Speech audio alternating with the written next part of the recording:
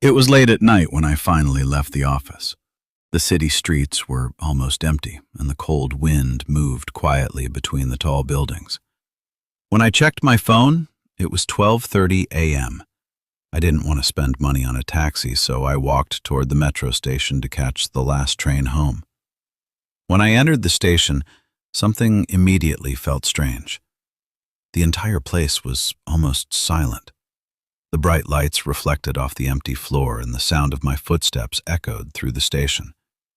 On the digital board above the platform, a message blinked slowly. Last train, 12:40 a.m. I felt relieved. I had just made it in time. A few minutes later, I heard the distant rumble of a train entering the station. The metro slowly slid onto the platform and stopped in front of me. The doors opened. But as I stepped inside, I noticed something odd. The train was completely empty.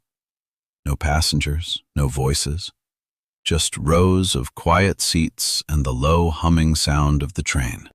The doors closed and the metro began moving through the dark tunnel. At first, everything seemed normal. The train stopped at the next station. The doors opened, but no one entered. No one left. It was just me.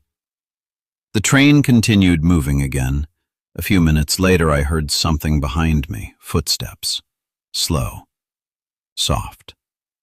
Tap, tap, tap. Like someone walking through the next car. I turned around quickly. Nothing. The entire car was empty. I tried to convince myself it was just the sound of the train, but then it happened again. Tap, tap, tap. This time closer. My heart started beating faster. I stood up and slowly walked toward the back of the train. The next car was empty too.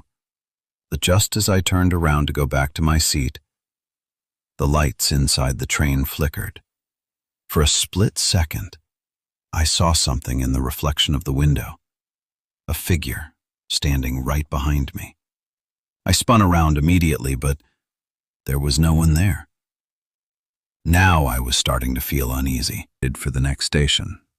But when the train reached the next platform, it didn't stop. It just passed straight through the station. I looked up at the screen above the door. The station name appeared, but I had never heard of that station before. Then something even stranger happened.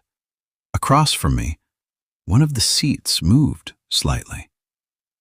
And slowly, a man appeared sitting there.